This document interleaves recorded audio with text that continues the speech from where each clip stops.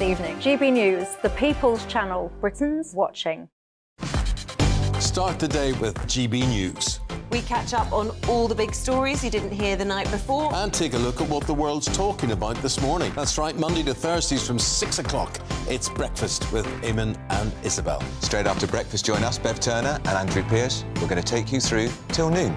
We'll be tackling the big topics of the day, including the things that the other channels just won't talk about. If it's happening here. Wake up to mornings on GB News, the People's Channel. Britain's news channel. I'm Simon Evans. Join me on GB News for Headliners at 11 p.m. What's the scoop? I'll be joined by two of the country's top comedians. That's right. As we take a look at tomorrow's newspapers tonight. We're going to get into trouble. If it's a big story, we'll be covering it. Spill some tea on him. There we go. But we'll also have some fun. I wouldn't stick up a bank.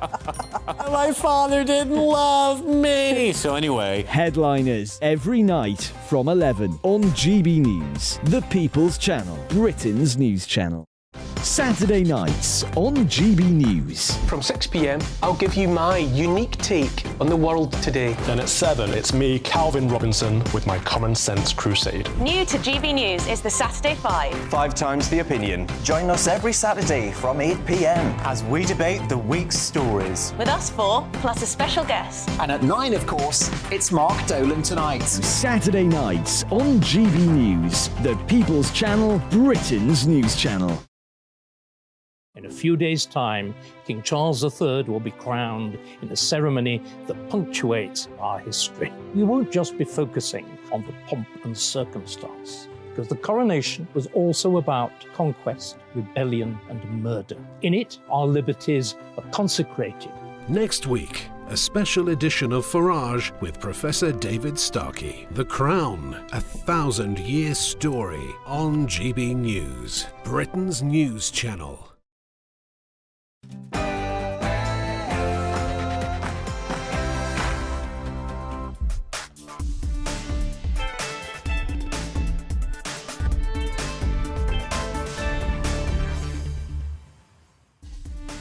Hello and welcome. This is Calvin's Common Sense Crusade with me, the Reverend Calvin Robinson, on your TV, online and on your wireless. Today, we will be discussing whether waiting until you are married to have sex can lead to a more stable relationship. Bishop Stuart Bell will discuss his split with the church in Wales and the recent GAFCON in Rwanda. And Lady Victoria Harvey will tell us about a rare collection of unseen royal photographs auctioned for charity.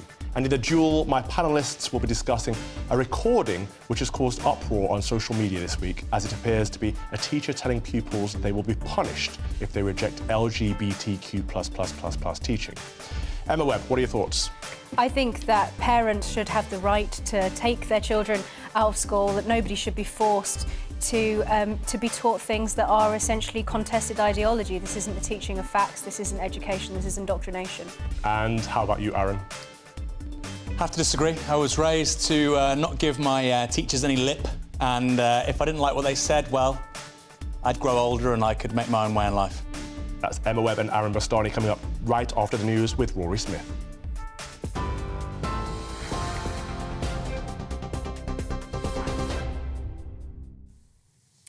Good evening. At 2 minutes past 7, I'm Rory Smith in the GB Newsroom. It's understood the final evacuation flight carrying British nationals out of Sudan has taken off. The government earlier agreed to include NHS doctors without UK passports on the last flights out of the country.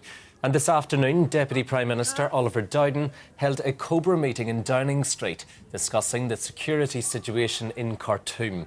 It's understood around 1,650 people have been evacuated from Sudan, but thousands more British citizens may remain. The government says it will continue to work to bring an end to the conflict between the army and a rival paramilitary group that has killed tens of thousands of people. Great Ormond Street Hospital has been granted exemptions to allow nurses to continue working during upcoming strike action over the bank holiday.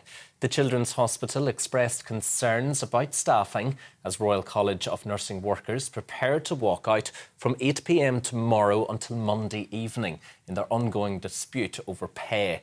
Well, it comes as health workers belonging to the GMB union accepted a 5% pay offer from the government yesterday. Union officials will now vote to accept the offer at a meeting of the NHS Staff Council next week. Labour promises to invest in more teachers who are specialists in their subject if they win the next general election. Labour analysis of government figures show there are gaps in expert teacher roles in state schools across England. Shadow Education Secretary Bridget Phillipson says schools are scrambling to fill those places, meaning standards are not as high as they could be for all children. Staying with education, and a school is set to take Ofsted to court for not following the correct procedures during a review. The Queen Emma Primary School in Cambridge was downgraded to inadequate, the lowest possible rating. While waiting for the Ofsted report to be published, head teacher Ruth Perry was informed of the result and took her own life. In a speech to the National Association of Head Teachers, her sister, Professor Julia Waters, condemned the watchdog and called for Ofsted inspectors to hand in their badges. When 3 Ofsted inspectors pronounced on frankly flimsy grounds that Ruth's leadership and therefore her school were inadequate. The injustice of that one-word judgment destroyed Ruth's career, her world, and her sense of self. I won't give up until Ofsted is radically reformed to place the welfare of teaching staff as well as of children at its heart. 3 new photographs of the King and Queen Consort have been released ahead of next week's coronation. The images were taken in the Blue Drawing Room at Buckingham Palace last month. One shows a couple standing together in front of a portrait of King George V at his coronation in 1911. The Queen Consort is wearing the late Queen's pearl drop earrings and a pearl necklace from her private collection. This is GB News. We'll bring you more as it happens. Now though, back to Kelvin.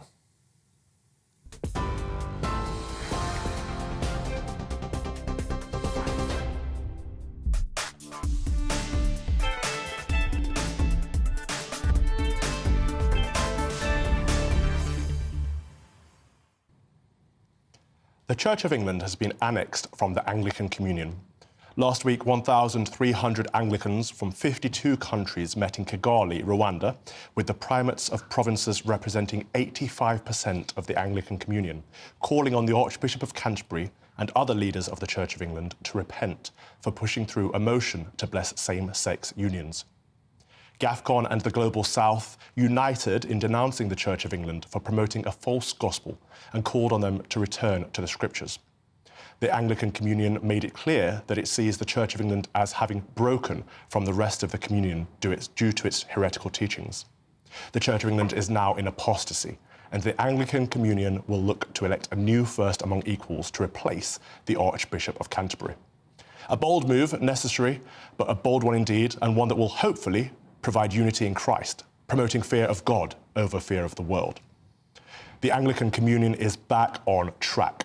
The chaff has been separated from the wheat. God is working through his church. We should be shaping our lives around the Scriptures rather than attempting to shape the Scriptures around our lives. It is somewhat related news. The Church of England released a disappointing report this week titled Love Matters, promoting the idea that all family types are equally good. The C of E report used the love is love type language, saying, quote, "The quality of family relationships matters more than the form a family takes." Again, undermining the Bible, which teaches the natural God-ordained form for a family is one man and one woman joined together in holy matrimony for the purposes of raising a family for the worship of God. The Church has gone from promoting a particular family structure as the ideal to denigrating the traditional nuclear family in order to be diverse, equitable, and inclusive, none of which are Christian values. One could even concede that there are alternative family structures without passing any judgment, whilst still affirming that the Christian family is a mother and a father rearing children. Why the Church of England feels the need to be so inclusive it waters down its own principles is beyond me. Love is love? No, God is love. The Church of England gets it wrong yet again. At this point, it's starting to feel like they're doing it on purpose. The new religion of woke has replaced the old faith of Christianity. Shame, I say, shame. If you are the praying type, please spare a prayer for the Church of England. At best, it is the blind leading the blind, and at worst, it is being led by wolves in sheep's clothing. Either way, it needs our prayers at this time.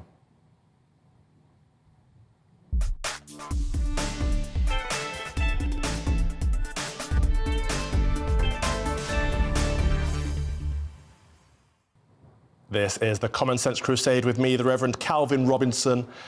A recording has gone viral on social media this week, which purports to be a teacher telling school pupils they don't have a choice but to learn about LGBTQ++ issues. Let's listen to a part of the recording. And let me make this very clear. You don't have a choice whether or not you learn about LGBTQ+ in the school. You don't have a choice. It's one of our values, the British value. And if you refuse to do it, that will be dealt with severely. Why would I not? Why would I care if anyone in this room wants to love somebody, whether it's to be a man or a woman? Why would I care if someone wants to say, do you know what, I don't know if I'm more male or female, I'm exploring. Why does that matter to me? This has all prompted questions about whether children should be force-fed an LGBTQ+ agenda in schools. And that leads us to this week's duel.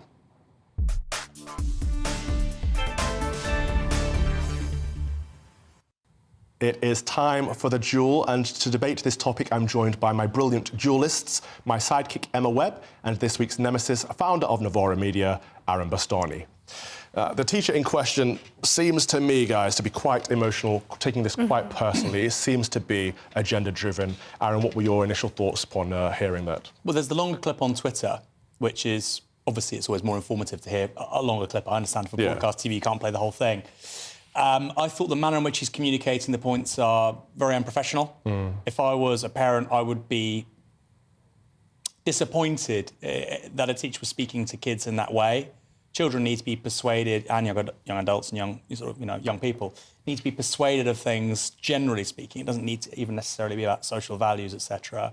And persuasion should always be at the forefront of teaching. I'm sure that person knows that. I think they probably know they've fallen short of the professional standards rightly expected of them. In terms of the content, where he's saying that they don't have a choice about the lesson, that is true, technically true.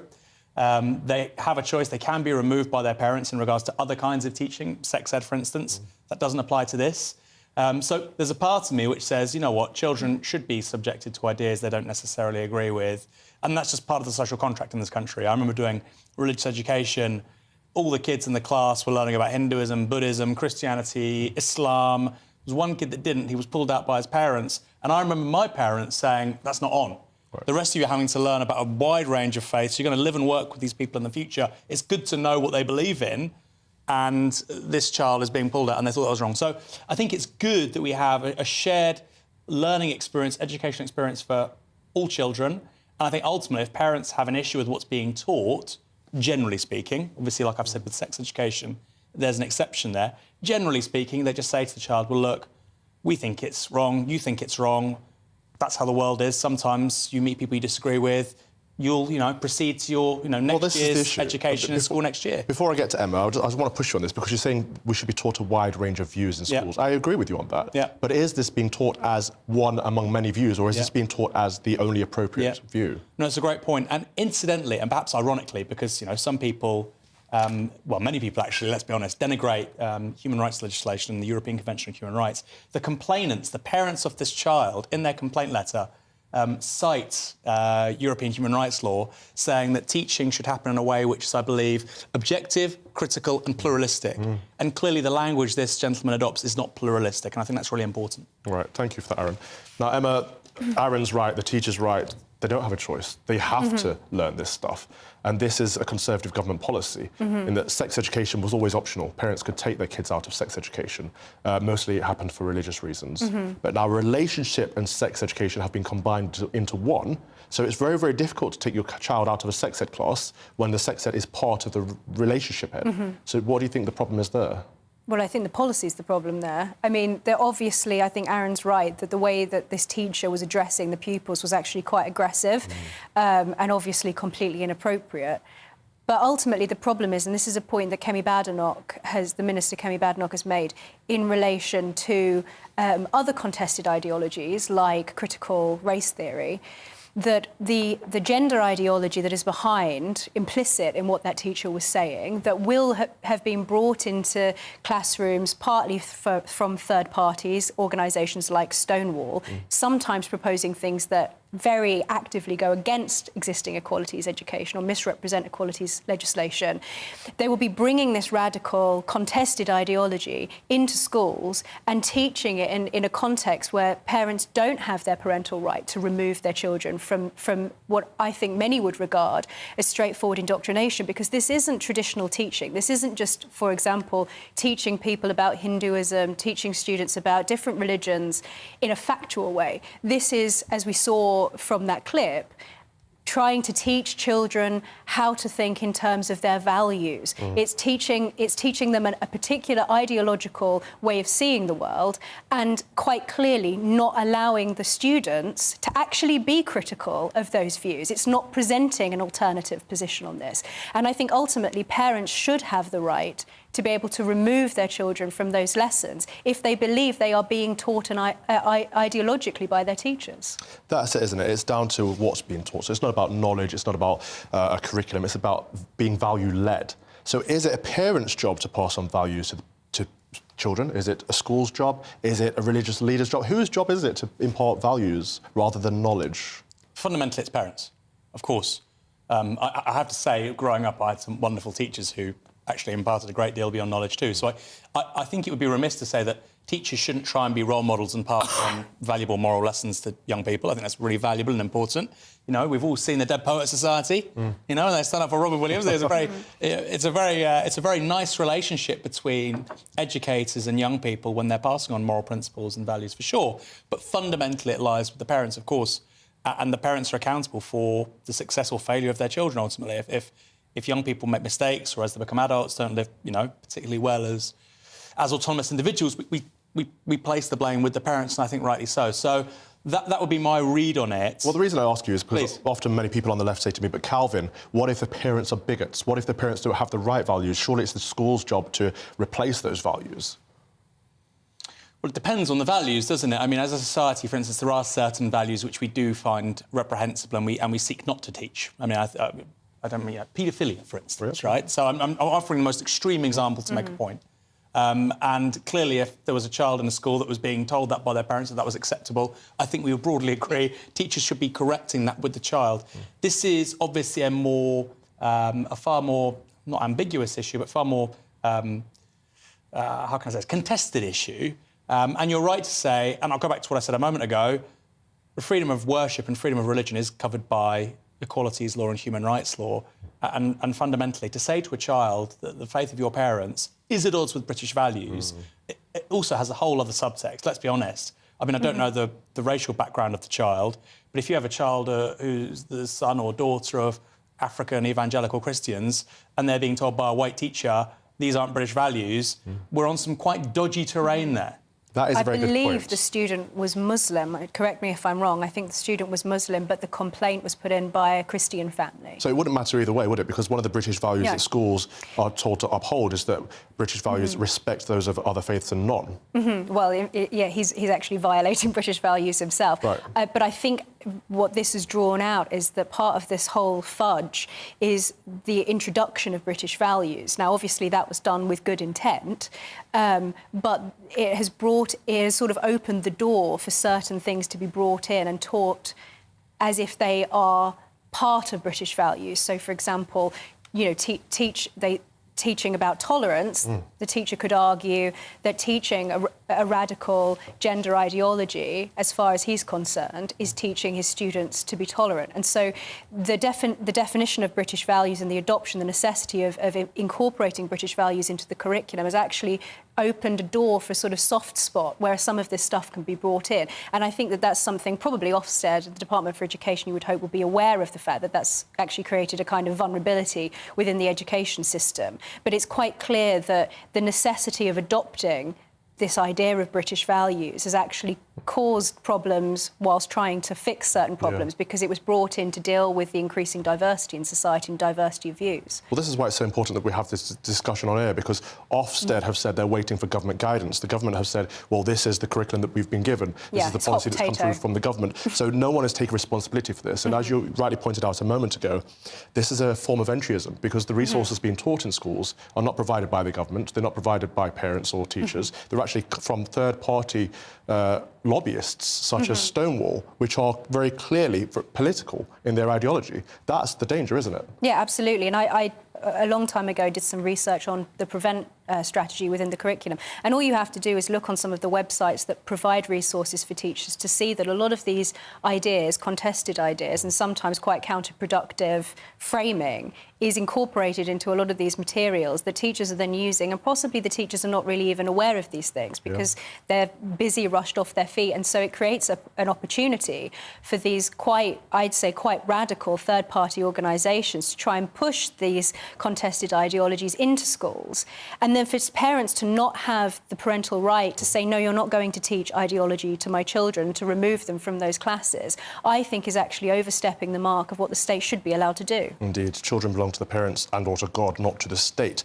Some of the contested ideologies that are being taught to children as young as 5 are ideas about masturbation, sex toys, hardcore sex acts such as anal and BDSM. So the point I would raise here on TV right now is, if you are a parent, ask your school what is being taught in RSE. Find out, because don't assume anything. You can't afford to. It's your children's future. Now, please do get involved in the debate. I've asked on Twitter, parents cannot remove their children from relationship and sex education classes. Some would argue their children are being force-fed an LGBTQ+ agenda in schools. Should the LGBTQ+ ideology be taught in schools? The answers are either no, it is indoctrination, or yes, it is inclusive. And we'll have results from that later in the show. Plenty more to come on that and more tonight. And I'll be joined very shortly by a journalist, Christina Adone, about a report which suggests people who wait until they are married to have sex enjoy a more stable relationship. You are watching The Common Sense Crusade with me, Calvin Robinson, live on GB News. It's all about family, being in people's living rooms, all the interaction and getting to know who our viewers and listeners are. When I was young, my dad used to say, Nana, stop arguing. I wanted an outlet that would enable me to give my opinion. People are going through a really hard time right now, and I know that you don't feel like you're being listened to by the establishment. I came to GB News because it's the People's Channel, and I want the audience to have their say on the events of the day. We're dynamic. We do something different. Democracy shows that the wisdom of the nation is in its people. I get to travel to find out what the story is from a personal perspective. The British people aren't fools. We know when we're not being told the full story. We've got to work out how Britain moves forward from this. It's the best country in the world. The establishment had their chance. Now we're here to represent your views. Britain's watching. Britain's watching. Britain's watching. We're proud to be GB News. The People's Channel. Britain's news channel. So Jubes & Co, we tackle the issues of the day with real, robust debate. Both sides of the fence, battling it out with me in the middle with my forthright opinions and views. And often really interesting things happen because you start with a position and then by the end of the debate you find actually, well, I might not have thought about that one. What we need in this country is 2 new political parties. You should maybe think about doing a 2024 calendar. I'm Michelle Dewberry and I'm keeping you company right through until 7 o'clock this evening. GB News, the People's Channel, Britain's watching. start the day with GB News. We catch up on all the big stories you didn't hear the night before. And take a look at what the world's talking about this morning. That's right, Monday to Thursdays from 6 o'clock. It's Breakfast with Eamon and Isabel. Straight after breakfast, join us, Bev Turner and Andrew Pearce. We're going to take you through till noon. We'll be tackling the big topics of the day, including the things that the other channels just won't talk about. If it's happening here. Wake up to mornings on GB News, the People's Channel. Britain's news channel. I'm Simon Evans. Join me on GB News for Headliners at 11 p.m. What's the scoop? I'll be joined by two of the country's top comedians. That's right. As we take a look at tomorrow's newspapers tonight. We're going to get into trouble. If it's a big story, we'll be covering it. Spill some tea on him. There we go. But we'll also have some fun. I wouldn't stick up a bank.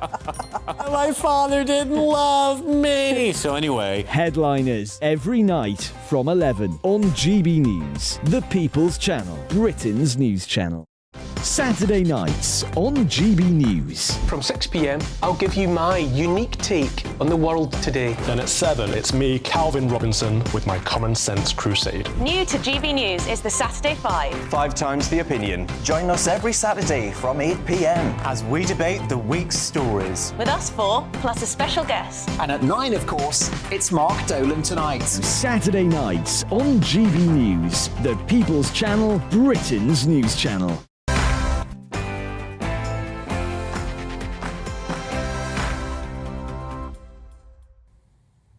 Welcome back to the Common Sense Crusade with me, the Reverend Calvin Robinson, on your TV, online and on your wireless. Researchers at Brigham Young University in America have produced a study which they argue challenges the suggestion that sexual experience with several people is necessary before getting married. The study found that people who only have sex with their spouse enjoy a higher level of relationship stability than those who have had more sexual partners. It's worth noting that Brigham Young University follows the Church of Jesus Christ of Latter-day Saints, which preaches against premarital sex, although they did control for faith groups. To discuss these findings, I am delighted to be joined by Christina Adone, the head of family policy at the Centre for Social Justice. Thank you for joining us, Christina. I love the work you're doing at the Centre for Social Justice, really family-oriented, so thank you for that. Does this research line up with what you've discovered? Absolutely, Calvin. I mean, let's look at it from a sociological point of view. What we are seeing is young people who have the self-discipline and the kind of committed attitude towards marriage that allows them to withstand the great temptation that is having sex outside of any kind of relationship or marriage. It's the absolute opposite of the instant gratification of the see him, swipe, and there we are in bed kind of courtship that young people are doing, you know, in so many other areas. So what Brigham Young is showing us is that if you can control your instincts, if you can be abstinent, then you are building a much better foundation for marriage.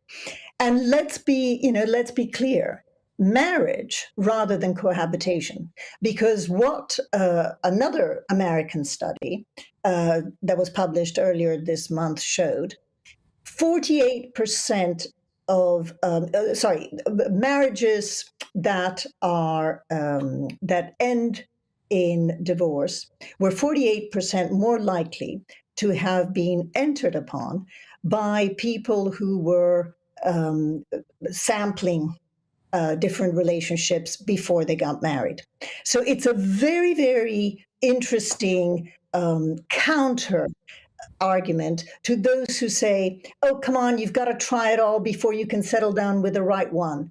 No, actually, the important thing is to have that kind of self-control that says, I'm going to commit to a relationship that is not just based on sex.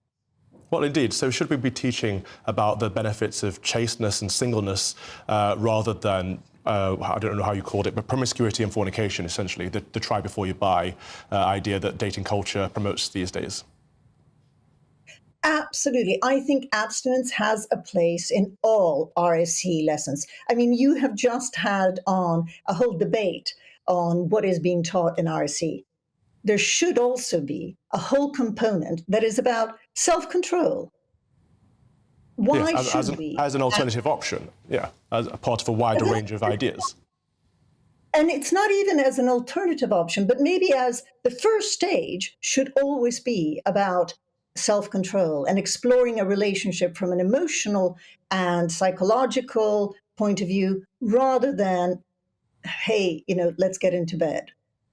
Right, and I've seen some of the research coming out of CSJ that also supports this and says that families that break down before a child reaches 18, that child is twice as likely to end up either in prison or in trouble at school or homeless. Like, the factors of family breakdown are detrimental, and we saw in this research that families that parents that wait until they're married before they have sex are three times more likely to have a stable relationship. And then, of course, we've seen research that suggests that parents that are married stay together longer than parents who are cohabiting. So how can we get this message across, the positive side of A, marriage, B, chasteness, and C, singleness as an alternative, rather than, as we've talked about, promiscuity and fornication? How do we promote it as a good thing? I think we promote it as a good thing by explaining the impact on children. No one who's in love and who dreams of having children is going to be able to resist the kind of arguments that are based on the facts. And the facts are that if a child's parents break up, whether they've been married or cohabiting, that child is more likely to end up with substance misuse, is more likely to end up excluded from school, is more likely to have mental health issues.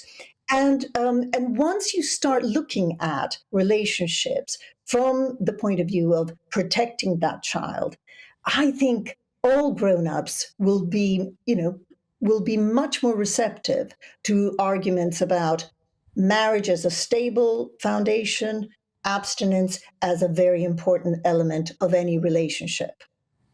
I would like to think so, but I'm not entirely convinced people put facts before feelings these days. But thank you for your optimism, Christina Adone, and thank you for the work that you do at Centre for Social Justice. God bless you. Thank you, Calvin.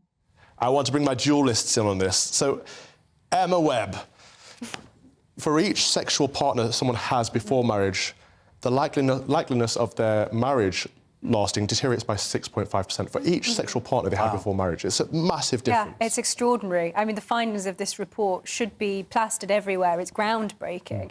And what it does is essentially it bolsters the idea of the wisdom of tradition, because, of course, this is the way that society used to be. And I think when we're looking at, and Christina Odone mentioned there about sex education and teaching about abstinence, if you look at, what we were just debating in the duel, students are, I worry, being encouraged to be sexually active, being encouraged, it's viewed as being sort of almost psychologically healthy to be open and exploring in your sexuality and so on, when actually the facts, the data suggests otherwise. And I think if we want to have a truly healthy society, of course the traditional wisdom is right on this too, you need to have strong families. And if you're going to have strong families, you need to have strong individuals. And so I think that really, as you were saying, abstinence should be something that is taught about in schools. And of course we know that younger people now are actually having less sex, and so perhaps we'll end up with stronger families further down the line. Maybe this is a cyclical thing, if I was being optimistic. Aaron Bastani, we hear the argument quite often that young people need to have sex education at a younger age because they're exposed to pornography on the internet, they're exposed to these illicit acts anyway, so they need to know about them. Is this not encouraging the promiscuous dating of hookup culture? Should we not be teaching them more abstinence and singleness and all the positives of marriage and sex after marriage and all that stuff instead? Well, I think responding to the pornography question, I think we do have a major social crisis in relation to it in young people, and clearly I don't think it's taken anywhere seriously enough in terms of addressing that.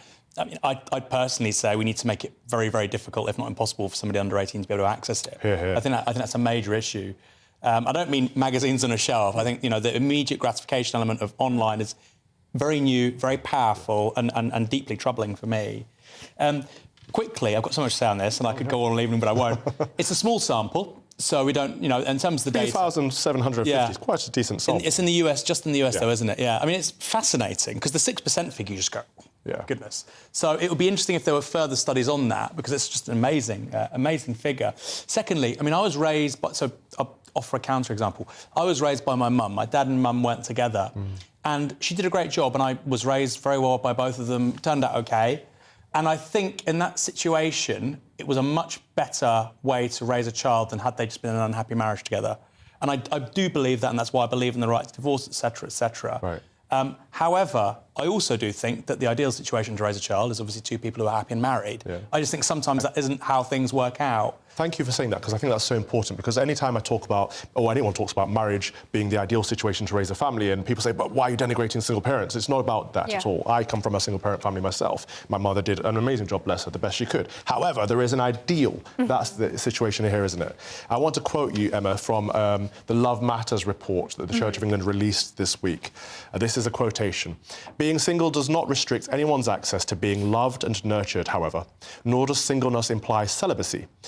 The choice to remain single does not deny the enjoyment of a sexual relationship, but it might indicate a wish to avoid being committed in a permanent couple relationship, preferring the freedom which staying single can offer. Now, if even the Church of England is endorsing promiscuous lifestyles and fornication and adultery, how does anyone have a chance? Well, not to take this off on a tangent, but I genuinely wonder why the bishops of the Church of England are doing what they're doing. Why are they bishops in the Church of England? Just leave, go and work for a corporate and believe your ideas outside of the church. But the idea that you could, as a bishop in an official church report, make a claim like this that is so contrary to traditional Christian teaching and doctrine, I think is wild. And so it really does show the extent to which the Church of England is appealing to what it perceives as the dominant view of secular society, rather than trying to appeal to fellow Christians. And what they should be doing, and what their vocation ought to be, is to be sort of a shining light to the rest of the country, to secular society, of more elevated, transcendent moral values. But actually, that's not what they're doing. And the fact that this piece of research has come out in the news the same week as this report, I think is very telling. Because if they were truly sticking to tradition, they would actually also be sticking to the fact. But they're more interested, far more interested, in pushing a progressive ideology than they are in doing what they should be doing as bishops. Well, in fact, the report doesn't just ignore sin, it promotes sin. And without sin, there is no repentance. Without repentance, there's no heaven. So this is a salvation issue. This is actually evil, this report. But plenty more to come on this evening. I will be speaking to Bishop Stuart Bell shortly about his excommunication from the church in Wales and the recent GAFCON conference in Rwanda. You are watching the Common Sense Crusade live on GB News. I joined GB News because I was sick and tired of not hearing my views being represented, not just mine, but so many people that I knew and spoke to. I just couldn't get my voice out there. I couldn't say anything. I couldn't do anything. Whatever the narrative was, I kind of had to follow it. GB News is there to provide a voice for those who have been ignored by the establishment media. We think different things, we've got a different style. GB News is here to be optimistic and positive about the future. It's real kind of dynamic and flowing, with the audience very much at the heart of it, like a big family. Here at GB News, we talk about the things that matter to you. Hearing the voices from right across our towns and cities, especially our towns. All sides of the argument represented with a heavy dose of opinion. We're on a mission here to make a difference. And the GB News family really is here for you, and whatever time of day you can watch or listen. Britain's watching. Britain's watching. We're proud to be GB News. The People's Channel. Britain's news channel. Westminster is going around in ever-decreasing circles, followed by the media. Britain is broken. How on earth did we get into this mess? But more importantly, how do we get out of it? Join me at 7 p.m, Mondays to Thursdays on Farage, here on GB News. We will have open, rational debate. We've got to work out how Britain moves forward from this. Join us here on GB News, the People's Channel. Britain is watching. You've probably seen politicians interviewed 1,000 times, but we do it differently. We find out who they really are, we don't shout, we chat, and hopefully we bring a bit of light, not just heat. Did you know, All Kate sorts of Moss? Apparently. Do you have a pair of jeans or a pair of jeans? No, of course I don't. What would I do with them? My friends are like, oh my God, what's she doing now? Join me every Sunday at 6 for Gloria Meets, only on GB News, the People's Channel, Britain's news channel. I'm Jacob Rees-Mogg, the Member of Parliament for North East Somerset and a former government minister. For years, I've walked the corridors of power in both Westminster and the City of London. We need to have the arguments, the discussions on how we make it better. Crop failures, famine, war, suffering on a scale completely unimaginable. We are putting the cart before the horse. As Charles I said at the scaffold, he was the true defender of liberty. Yeah, I've completely derailed the conversation. Join me Monday to Thursday at 8 p.m. on GB News, Britain's news channel. New to GB News is the Saturday 5. Join us every Saturday from 8 p.m. as we debate the week's stories. Right, folks, that was a spicy one, wasn't it? With us four, plus a special guest. Sometimes she has to stick her foot in it. Sometimes she has to say things as they are. Sometimes I think we should keep the refugees and send the pensioners to Rwanda. Then we'd be in a much better state. Well, Benjamin, that is The Saturday 5. Saturday nights from 8. Only on GB News, the People's Channel. Britain's news channel. Watching.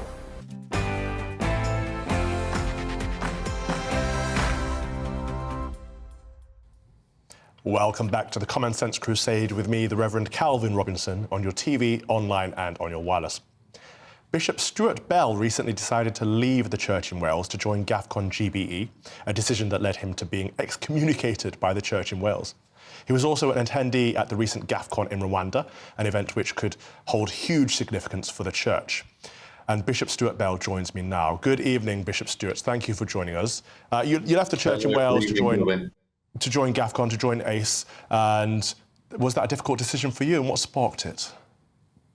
To be honest, I have been deeply bereaved of the church in Wales. I served for 50 years. 1971, I was ordained. And 2021, I left the church in Wales. So there was 50 years of service within the St David's Diocese. And I had done my very best to bring some renewal to the church in Wales through the work that I was doing both locally and nationally. And I have to say that as we stepped away from belonging to the church in Wales, the grief was absolutely enormous. I think that I'm past that now. That's nearly 2 years since we moved away. But the convincing issue was the break in the views of the church in Wales. They're stepping away from Scripture. They did that on the 6th of September 2021. They decided that they were no longer going to listen to Scripture and use that as the basis of sexual ethics, but rather that they were going to listen to the voice of contemporary society. And that was the break for me. I found it amazing to observe because there are a number of heretics in the church in Wales. They never get excommunicated. You adhere to the scriptures and you say, I don't want any of this modern fluff that you guys are doing, and you get excommunicated by the church in Wales. Do you think that was an overreaction on their part, and does it tell you about the different theological standpoints? Yeah, when you use the word excommunicated, I'm not exactly sure that I have been that, because I still receive communion locally, and it hasn't been refused to me yet. But the letter did say to refuse you, didn't it?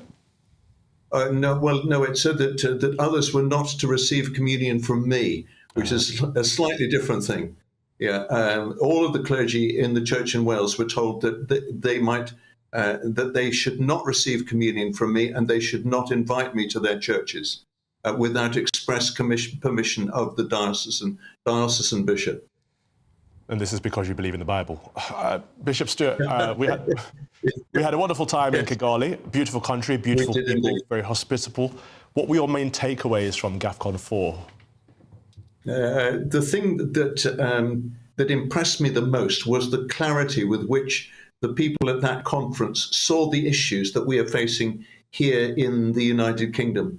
There is, to some degree, dust being thrown in our eyes that this is an issue concerning sexuality.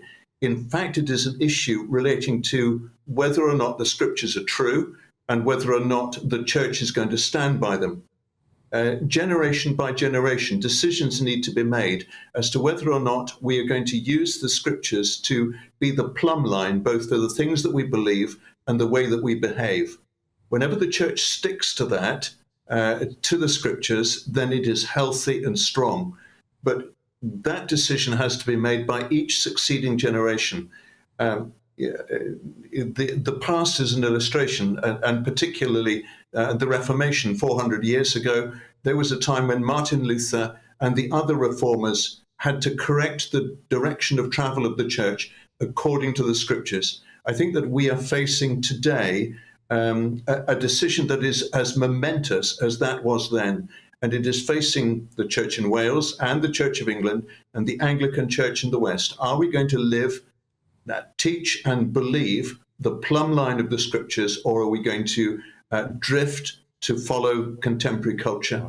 That is an interesting statement, because I've thought about the Jerusalem Declaration, which came out of GAFCON, as a modern-day creed, because it's so sound and orthodox. But I hadn't thought about this movement as being a reformation to the Reformation. That troubles me, because I don't think you can keep reforming in that way, because it results in split after split or schism after schism. So perhaps we need to find a way of reuniting the church rather than continuing to separate. But what advice would you give, Bishop, to our brethren who still remain in the Church of Wales, or Church in Wales, and the Church of England? Yeah, I regret to say that I think that there are two different things. I know the Church in Wales much more intimately than I know the Church of England. I was walking in the hills just a couple of weeks ago, and I was looking for frog spawn. And one of the things that I noticed was that some of the frogs had foolishly laid their spawn, their eggs, in puddles that were going to evaporate. And I regret to say that the Church in Wales is in the process of evaporating. Even according to their own statistics, they've got about 8 years left. At the moment, they are some 20,000 attendees per Sunday. And it's predicted that within 8 years or so, they're going to be down to 3,000 to 3,500, which is just unsustainable. At the moment, they are little more than a deanery in the Nigerian church, the Anglican church in Nigeria. So I regret to say that it is time for new wineskins in the church in Wales. I think that the situation in England is substantially different, primarily because they've still got so many Orthodox Christians as part of the Church of England who are doing a tremendous job. Some of the major churches of the Church of England are absolutely thriving in terms of their numbers. And their desire to keep people within the Church of England in order to seek reformation and renewal is admirable, and I think potentially might succeed. Well, that's the one point we do disagree on, but thank you for everything you're doing, Bishop Stuart Bell. And if you viewers are in Wales and looking for a sound church, do please contact Bishop Stuart Bell. Now let's get some of your Crusader comments. Let's take a look at some of your emails from tonight.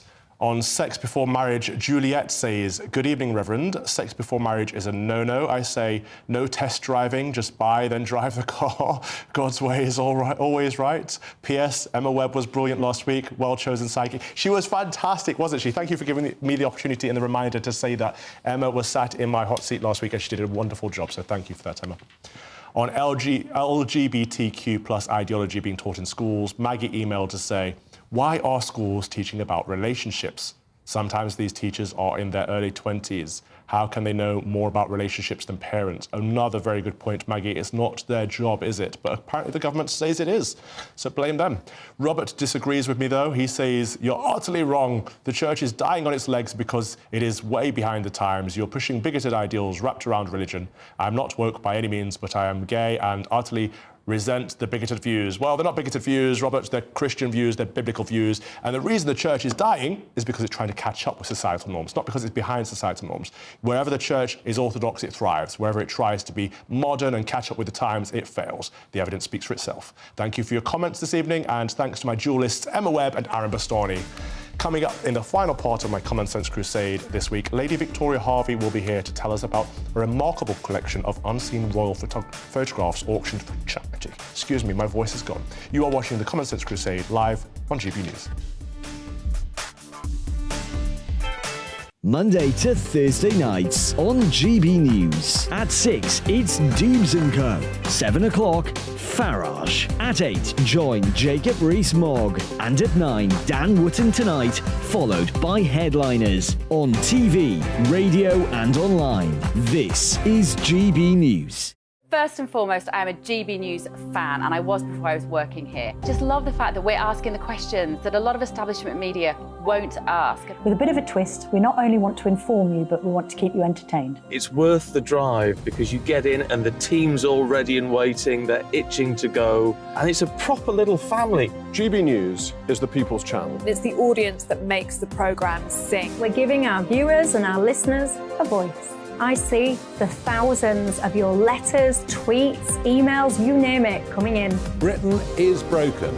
How on earth did we get into this mess? But more importantly, how do we get out of it? The establishment had their chance. Now we're here to represent you. It's time for something different.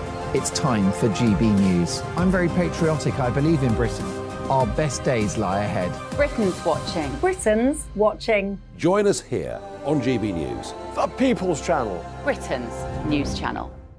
Join me, Patrick Christie's, Monday to Friday, 3 till 6. We tackle the day's news agenda like you've never seen before. It's high tempo, high octane, the most controversial topics, and the best guests. You will not be able to take your eyes and ears off it. I'm not afraid to ask the questions that you really want answered. 3 till 6 p.m, Monday to Friday on GB News, the People's Channel, Britain's news channel. GB News has its own late-night paper preview show, Headliners, where comedians take you through the next day's top news stories. You don't have to bother reading the newspaper, we've got it covered for you. Headliners, every night at 11 p.m, and repeated every morning at 5 a.m. We won't send you to sleep like some of the other paper review shows out there. GB News, the People's Channel, Britain's news channel. Join me, Camilla Tominey, on Sunday mornings from 9:30, taking the politicians to task and breaking out of SW1 to see how their decisions are affecting you across the UK. Bursting the Westminster bubble every Sunday morning, only on GB News, the People's Channel. Britain's watching. Hello, I'm Calvin Robinson. Do not miss my Common Sense Crusade Saturdays at 7 p.m. Join me for some in-depth discussions on faith. Is that not the start of the slippery slope? It's very much so. And the big moral questions of the day. I'm baffled. You've got some nerve. Only on GB News, the People's Channel, Britain's news channel. I'm Andrew Doyle. Join me at 7 o'clock every Sunday night for Free Speech Nation, the show where I tackle the week's biggest stories in politics and current affairs with the help of my 2 comedian panellists and a variety of special guests. Free Speech Nation, Sunday nights from 7 on GB News, the People's Channel, Britain's news channel.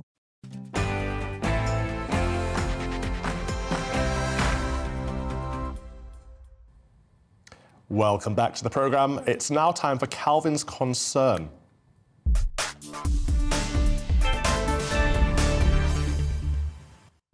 Loving these new graphics. Well, we carried out a Twitter poll earlier tonight where we asked, should the LGBTQ+ ideology be taught in schools?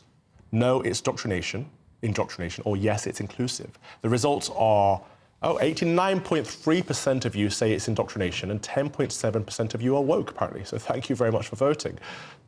Please do send in your views via email and tweet as well.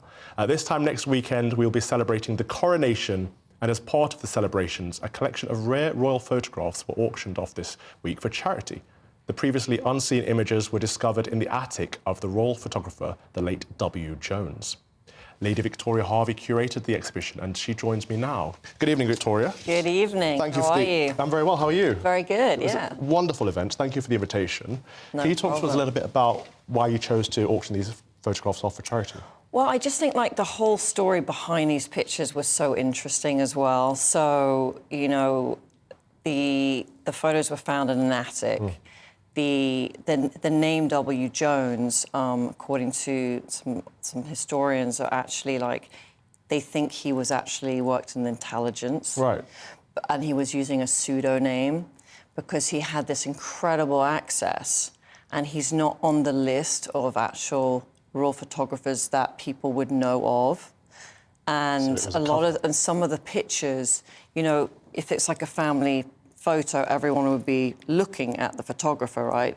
And some of them are looking away and they're a bit more like relaxed, and so it's really interesting, and that's why it was like nothing like this has really been seen before. And our viewers can see some of the photographs on screen there. They're quite intimate, aren't they? So if this was a cover, he was getting quite close to Yeah. I mean, obviously he worked, for them, but it's he had a lot of access for a long time, and it's just a really interesting story behind it. And obviously coronation next week. It just seemed like a good timing. So you raised money. Which was your charity? We did. So I have an organisation in the US called Preserve Our Wild.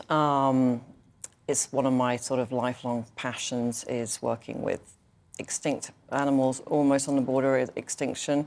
I was working a lot with Born Free Foundation before I set this up, and have travelled to many different African countries, from Cameroon and Ethiopia, and different projects, from working with gorillas and doing documentaries there, and vaccinating Ethiopian wolves on the Seneti Plateau, because they're almost on the border of extinction because they get rabies from the local dogs. Oh, wow. And so I set this up, working a lot with elephant and rhinos and orphanages, and helping raise money, and so we still get to see these beautiful animals a little longer. Very noble, thank you for that. And we're going to have you back again to talk about your faith journey, and how you ended up coming back to the UK. But if you can give us a brief snippet, a synopsis of why you left LA and why you're back here. As in, on the religious angle? The mess that you saw over there. Well, I mean, it's just, it just feels like, there's a massive war on, obviously, religion. There's like we spoke, even some of the churches, they're getting rid of the crosses in the church, which is just like terrible. But I moved back just to be closer to family, and just the ideals and what they're putting out. I know we're kind of woke in England and stuff, but I think it's way worse in America, what is going on. It's a lot more in your face, the destruction.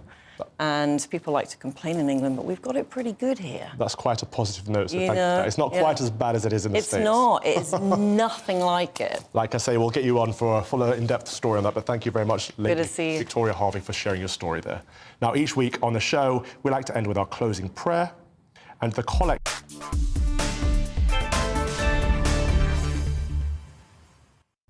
The collect for the second Sunday after Easter. Almighty God, who has given thine only Son to be unto us both a sacrifice for sin and also an ensample of godly life, give us grace that we may always most thankfully receive that his inestimable benefit, and also daily endeavour ourselves to follow the blessed steps of his most holy life. Through the same Jesus Christ our Lord. Amen. You have been watching Calvin's Common Sense Crusade with me, the Reverend Calvin Robinson. I'll be with you next Saturday at 7 p.m. Next up, it's the Saturday 5. Before that, here's your weather forecast. God bless. Deus Vult. Hello, welcome to your latest weather update from the Met Office. I'm Marco Pitagna.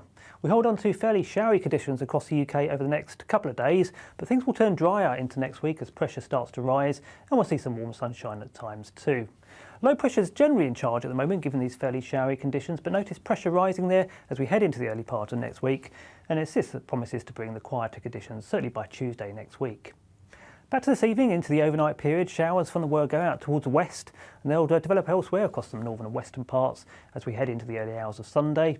Some of those showers quite heavy, locally on the thundery side, with the clearest skies down towards the southeast and up towards the northeast. And here we'll see some fairly chilly conditions too. Temperatures close to freezing across a few spots towards the northeast of Scotland. As for Sunday itself, well, showers from the world go out towards the west, becoming more widespread as we go through the day. I think it's the southeast of England, best place to hold on to some bright weather throughout into the afternoon, whereas the showers out towards the west turning locally heavy and even thundery, particularly across parts of Northern Ireland. I think here we could see